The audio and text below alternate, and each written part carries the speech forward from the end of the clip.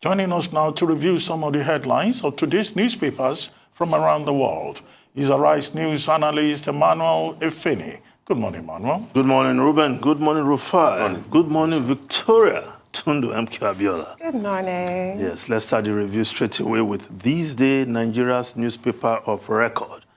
The lead story, 2023, two groups moved to stop PDP convention over power rotation zoning. Party appeals ruling to show cause why primary should not be suspended. Second aggrieved group says party can only rotate candidacy, not presidency. Yes, these two groups, one of the group led by former Deputy Speaker of Abia State House of Assembly, Mr. Cosmas Ndukwe. Yes, Cosmas Ndukwe, one of the presidential aspirants disqualified by the screening committee over the weekend. He's the one who is taking this matter to court, wants to stop the PDP convention over the issue of zoning. Well, the court has asked the PDP to come and show cause why this request should not be granted, while the PDP is also challenging the jurisdiction of the court to hear this matter, since in the view of the PDP hierarchy, this is an internal affair of the party. But the matter is already in court. Whether the issue of rotation,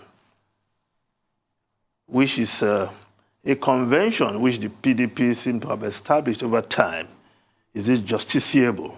Well, the matter is already in court, and when you go to the court, the judges will make a pronouncement one way or the other. But we hope the courts will not be used to scuttle democracy, as we have seen in the past, yes, in the distant past. But when a matter is in court, all parties must go there and defend itself. Now, the Vanguard newspaper has its front page, 2023 presidency anger as APC, PDP more ceding tickets to the north. Middlebelt Forum Afenifere Pande for Hanezia Adebanjo Amechi Ikpawen speak.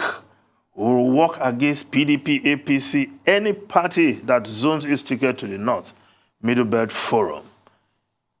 It will fly against the spirit of equity, justice, Afenifere. It may lead to Nigeria's disintegration. Adebanjo, Northern elders fiddling while Nigeria burns, or Hanezi. Well, I've always suspected that both parties have been looking over their shoulders as to what the other will do.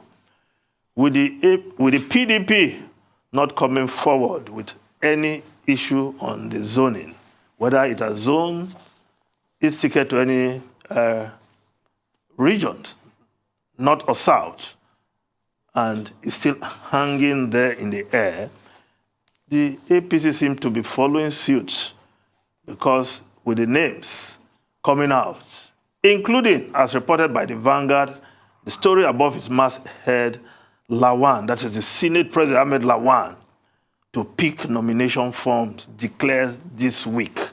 Yes. Those were concluding that with the chairmanship of the APC being zoned to the north, then the presidency has been zoned to the south. I'm sure they'll be having a rethink, with the likes of Ahmed Lawan, the Senate President, claiming that there's pressure on him by senators and his people in the northeast to contest. Well, we'll see how it pans out. But any attempt by the APC, especially to field a northern candidate after 8 years of President Muhammadu Buhari by May 29, 2023, of course, will be seen as an affront to the rest of the country. But parties stakeholders are saying they will work against any party that does that. Of course, we have to just wait and see how the parties, the major parties in this case, PDP and APC, navigate this issue and indeed send the ticket of their parties to the north. It has been said over and again that for equity, for fairness, for inclusiveness, the next president of the country should come from the south. And some of us will even say from the southeast. But let's see how it goes. Now, the New Telegraph newspaper, Workers' Day, Labour demands pay rise for soldiers, police, others, promises worker-friendly party 16 million block votes. Yes, Nigerian workers suffer bare burden of political corruption. ASU knocks traditional rulers, religious leaders. Kalu, governors, other lords, workers' contribution to national development. Buhari, Lawan, Gbajabiamila, others absent at May Day celebration. Nigerian workers, dependable allies in our electoral reform, INEC. While the Daily Sun newspaper, APC okays automatic Senate tickets for outgoing governors. National Working Committee yet to decide.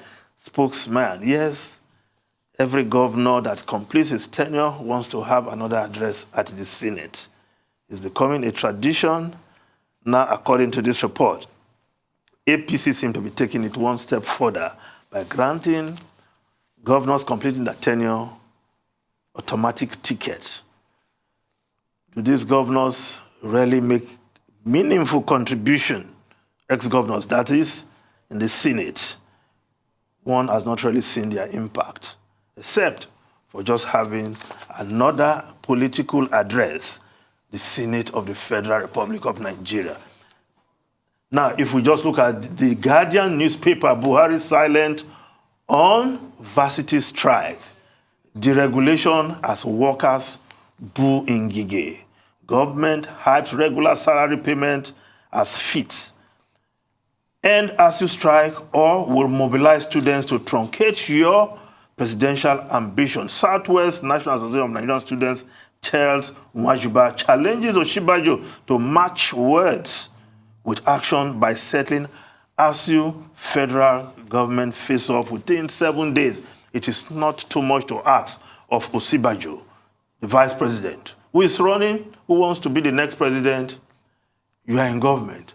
How come we cannot settle the ASU crisis that has paralyzed public universities? Yes, if there's anybody who should answer more questions, among others, it should be the vice president, because he's a senior member of this administration. Now, the New York Times, export ban on food push global prices higher. Yes, many countries are keeping what they have because of the global crisis of supply.